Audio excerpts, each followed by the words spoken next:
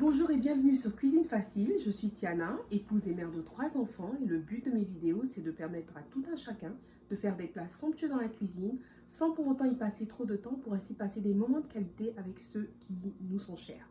Aujourd'hui, glace, sans sorbetière, seulement 3 ingrédients et avec un blender. Alors je vais vous montrer ce dont on a besoin. Blender. Nous avons, c'est une glace au bleuet que je vais faire. J'ai congelé du yaourt non sucré. Ce que j'ai fait, je l'ai mis dans un sachet à zip comme celui-ci et je l'ai congelé à plat pour faciliter en fait dans la tâche. J'en ai fait de même avec mes bleuets qui sont ici congelés.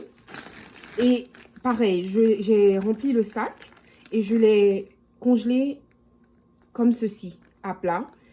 C'est plus facile à utiliser après. Nous avons aussi besoin de jus de pomme, un peu de jus de pomme et un petit peu de sucre. Le sucre est vraiment facultatif. Si les fruits sont assez sucrés, ce n'est pas nécessaire. Mais comme le yaourt n'est pas sucré, je vais juste en rajouter un petit peu. Et la raison pour laquelle j'ai pris le jus de pomme, c'est que nous avons un blender, vraiment un blender, pas du haut de gamme. C'est vraiment du bas de gamme que j'utilise comme ça de façon périodique.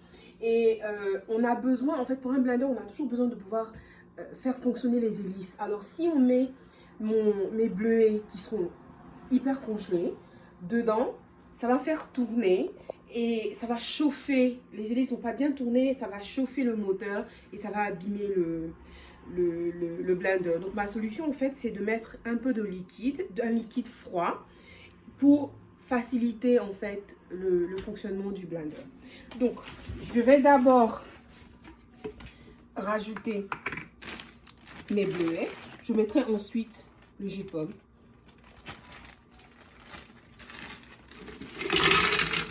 Et là, j'ai pas vraiment besoin de tout le sac. Et comme d'habitude, je mettrai les proportions. Ensuite, je vais rajouter mon sucre. C'est très peu de sucre, hein. Je suis même pas sûre de vouloir tout mettre.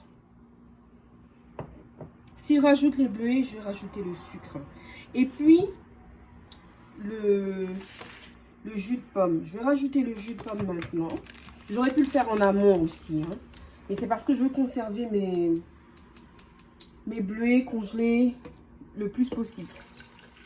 Eh bien, je ne vais pas mettre tout le jus de pomme, hein, juste un petit peu. Juste assez, en fait, pour que mes hélices puissent tourner. Bon, je pense que j'ai rajouté un petit peu plus de bleuet. Voilà, on va faire le tout. Voilà. Et puis, le sucre, non. Ce ne sera pas nécessaire. Je pense que j'en ai assez quand même. Si je goûte et que je trouve que ça ne suffit pas, ben, je vais le faire. Donc, pour commencer, comme on a beaucoup de solide, comme les bleuets sont vraiment solides, je ne vais pas mettre le yaourt tout de suite. Je vais d'abord commencer à essayer de casser mes bleuets. Et là, ça va faire du bruit. Et comme vous voyez là, ça a commencé, le processus a commencé.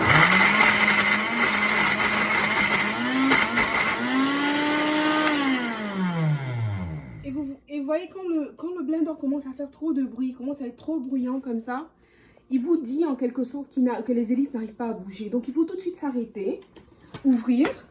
Et c'est pour ça que j'ai ma spatule. Remuer, en fait, lui donner un petit peu d'espace. Et continuer. Bon, là, comme mes bleuets ont commencé déjà à être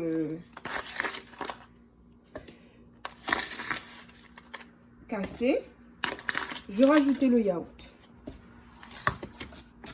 Et je vais continuer ainsi à plusieurs reprises.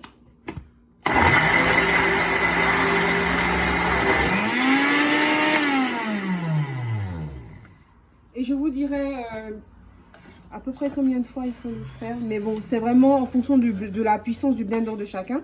Parce que, effectivement, si j'avais un blender du style Vitamix, ce serait en une fois.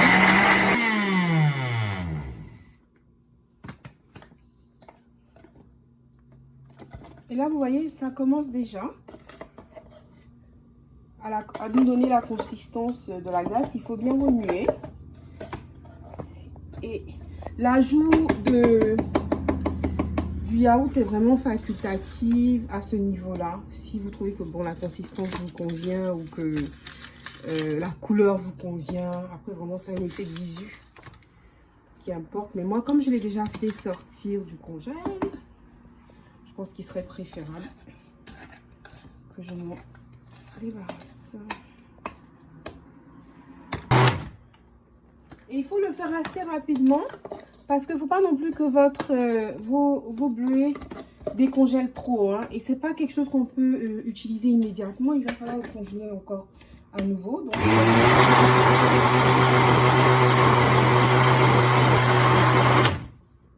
et voilà, c'est tout beau et tout prêt. Je vais quand même vérifier la teneur en sucre. Mais vraiment, je ne la veux pas trop sucrée. C'est parfait pour moi. Donc, pas besoin de rajouter. Maintenant, à cette étape, une option, hein, totalement. Vous voyez, c'est quand même assez, ça commence à être assez liquide, donc je vais être rapide. Comment le faire pour que vous puissiez bien voir comme ça?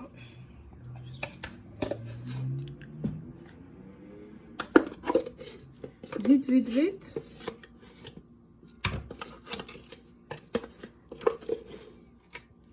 Voilà. Mon pot est plein. Et là, l'option dont je parlais, des bleuets frais non congelés que vous pouvez rajouter. Et là, ça vous donne un peu de fruits à l'intérieur, mais pas trop. Il faut le faire vraiment vite parce que c'est en train de... Mais c'est purement facultatif. Je vais mettre le reste. Voilà. Et tout de suite, il faut le congeler. Et je vous montrerai un autre que j'ai déjà fait. Une fois que ça va au congèle.